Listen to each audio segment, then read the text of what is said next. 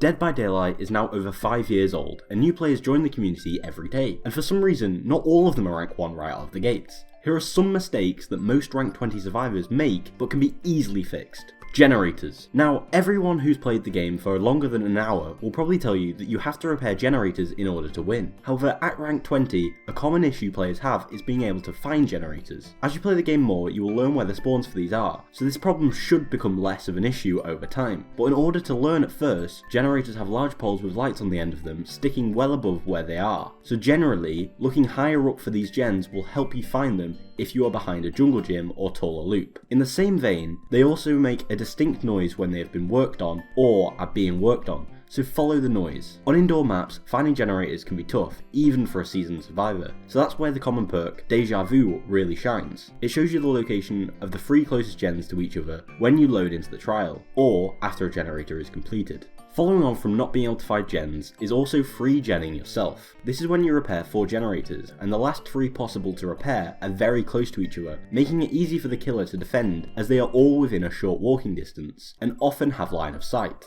In order to make sure you don't free gen yourself, I'd once again recommend the perk Deja Vu, because as long as you complete one of the 3 gens that the perk shows you, it is impossible to free gen yourself. However, as mentioned before, knowing generally where the gens spawn can combat this, because you can work out which gens to not do in order to avoid the free gen, and this means that you don't have to bring Deja Vu into the match, which gives you another useful perk slot. In the event of a free gen, every survivor must pressure a different gen if possible, because the killer can defend the area, but they cannot be in 3 places at once. It can also be beneficial for one of the survivors to try and take the chase, so the killer leaves the area. However, not all killers are willing to leave the free gen area, so they may just not commit to the chase. In this situation, you have to spread out, and try to do at least 2 of the gens at the same time.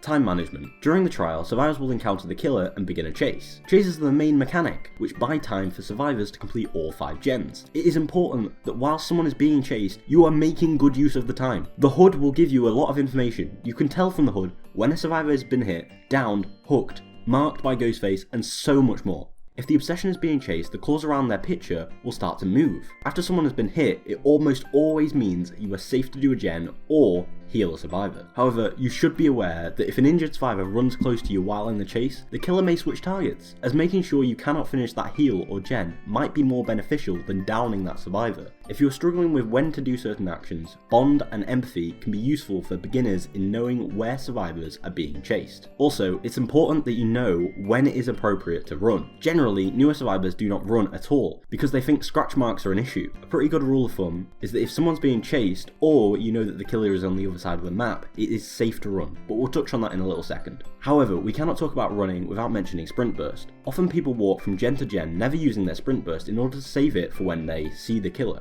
Use your better judgment in these scenarios. If you have just started the trial, maybe walk to the first gen in case the killer comes straight for you. But if you understand that they are in a chase, use sprint burst to get to the gen faster and start repairing it. Your sprint burst will recover as you repair the gen, so odds are you'll have it back when you need it to get away from the killer.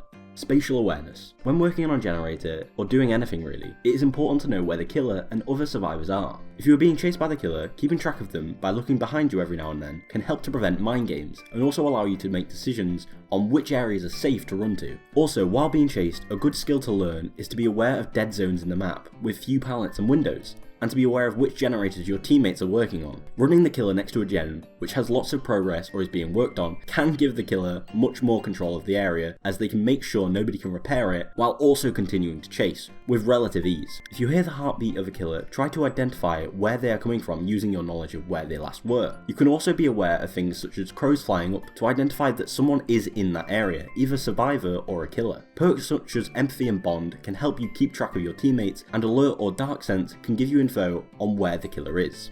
Resourcefulness. Pallets and windows are your bread and butter resources in the trial to make a chase last longer. This is to say that there are a finite amount of pallets and safe windows in the trial. If you use all the pallets in one area and create a dead zone, it can be extremely difficult to finish a gen in that area if the killer comes to you, as there wouldn't be anywhere to run to. Equally, if you throw down every pallet in the map, because you are playing it really safe, by the time you need to get to that one generator left, you have little to defend yourself, and you'll probably go down. A common mistake even decent survivors make is throwing down a pallet, just after getting hit, or while getting hit. This not only reduces the speed boost you get after being hit, but it also wastes a pallet that could be used by someone else to gain even more time. If you really are struggling with this, it will definitely improve over time. But a perk that is useful in knowing where dead zones are is called Windows of Opportunities. We hope these tips have helped you out, and with some of these perk recommendations, these issues will become much easier to manage over time. Obviously, as you become more experienced, it's advised that you use other perks than the ones mentioned in this video, because they're not very useful once you've got to terms with everything we've talked about. But we hope you enjoyed it, and we'll see you later. Peace.